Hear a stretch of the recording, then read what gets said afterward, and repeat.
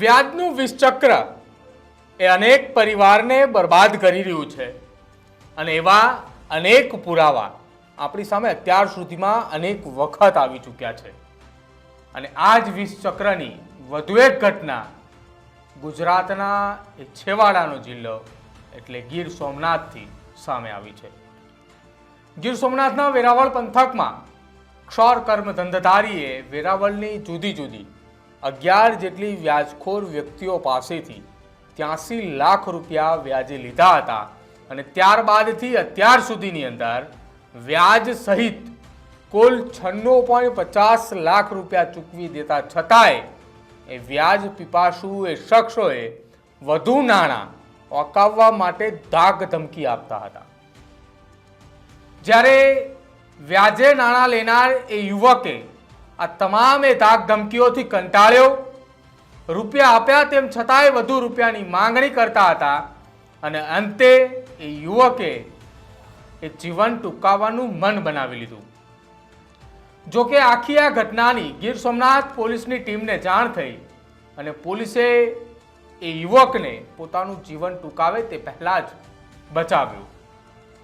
પોલીસે તેને હળવા મનથી પૂછ્યું કે શું બની હતી આપની સાથે ઘટના, કેમ આપે જીવન ટૂંકાવવાનો વિચાર આવ્યો?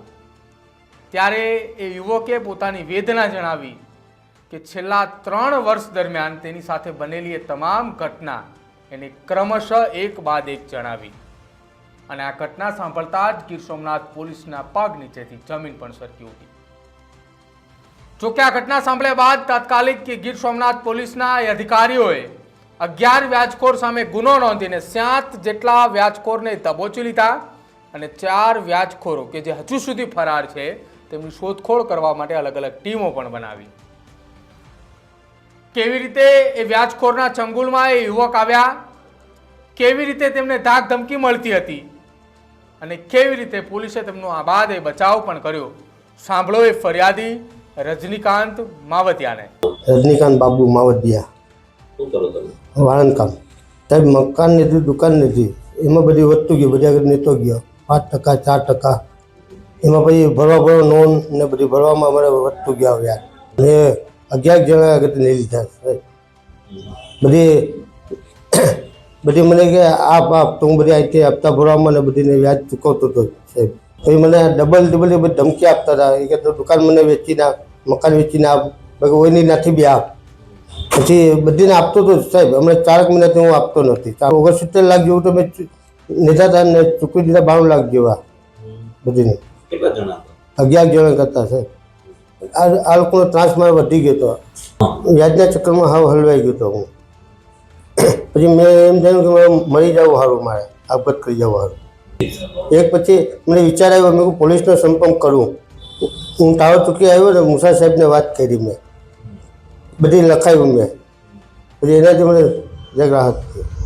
સાહેબે મને સરકાર આપ્યો, હવે મને શાંતિ છે। વેરાવળના રાજેન્દ્ર ભુવન રોડ ઉપર જય સ્ટાઇલ નામની એક દુકાન ચલાવીને પોતાનું ગુજરાન ચલાવતા રજનીકાંત માવતિયાએ 2019માં પોતાની દુકાન તથા 2021માં પોતાના મકાનની ઉપર એક લોન લીધી હતી અને પછી ભારે મંદી તેમજ કોરોનાના હિસાબે હપ્તા ભરવા માટે વર્ષ 2019થી વર્ષ 2024 સુધી તેમને ધનસુખભાઈ સુયાણી, કાલિદાસ હીરાભાઈ હૈ, કિશનભાઈ વણિક, અરવિંદભાઈ લાખાભાઈ કોલી, રમેશભાઈ જેઠાભાઈ વાંદરવાલા, જીતેન્દ્ર કાળાભાઈ ગોહિલ, સુરેશ દામોદરભાઈ માવધિયા, નીતિન દામોદરભાઈ માવધિયા, કિશોરભાઈ પેટ, ચંદ્રેશભાઈ સુયાણી, ધર્મેશભાઈ ખારવા પાસેથી કટકે 2 લાખથી લઈને 10 લાખ સુધી 4 થી 6% વ્યાજે નાણાં લીધા હતા।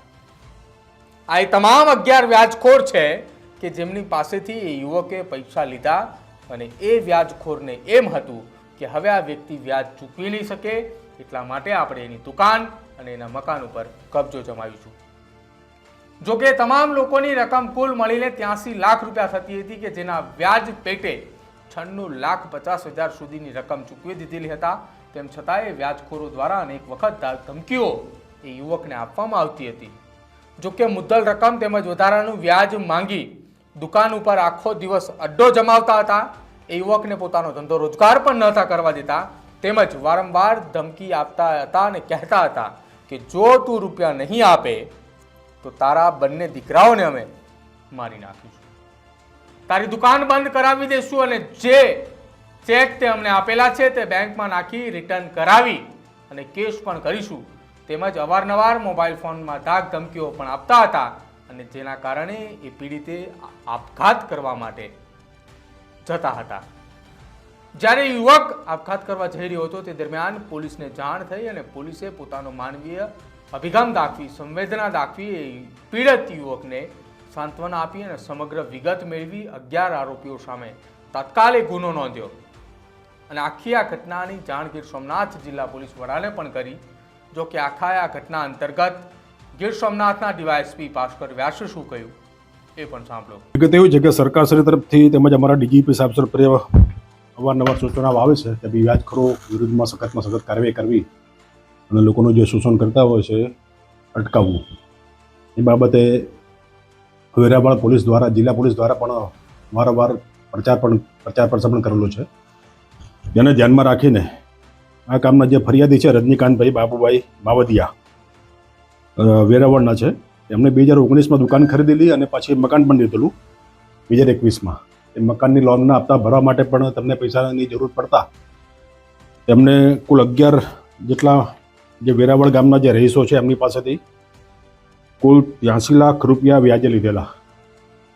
એની સામે એમણે આ જે લોકો પાસેથી વ્યાજે લીધા હતા પૈસા એમને 96,50,000 રૂપિયા ચૂકવી આપેલા છે. મુદ્દલ ઉપરાંત વ્યાજ સાથે ચૂકવી આપેલા છે અને તેમ છતાં પણ આ લોકો તેની જોડે પાસેથી મુદ્દલની અને વ્યાજની ઉઘરાણી કરતા હતા. એ પેટે એમને સિક્યુરિટી પેટે એમને જે આરોપીઓ છે એમણે ફરિયાદી પાસેથી ચેક પણ લખાવી લીધેલા હતા સિક્યુરિટી પેટે.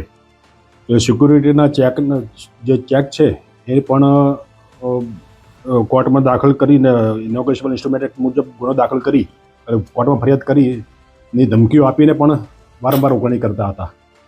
જેથી કંટાળીને આ કામના ફરિયાદીએ વેરાવળ પોલીસ સ્ટેશન આપીને પોતાની ફરિયાદ જાહેર કરતા વેરાવળ પોલીસે ગુનો દાખલ કરી કુલ 7 જેટલા જે ઇસમો છે એ લોકોની ધરપકડ કરી છે અને CRPC BNS મુજબ જે કાર્યવાહી થતી હતી એ પ્રમાણે કાર્યવાહી કરી છે અને 4 જેટલા આરોપી હજી પકડવાના બાકી છે.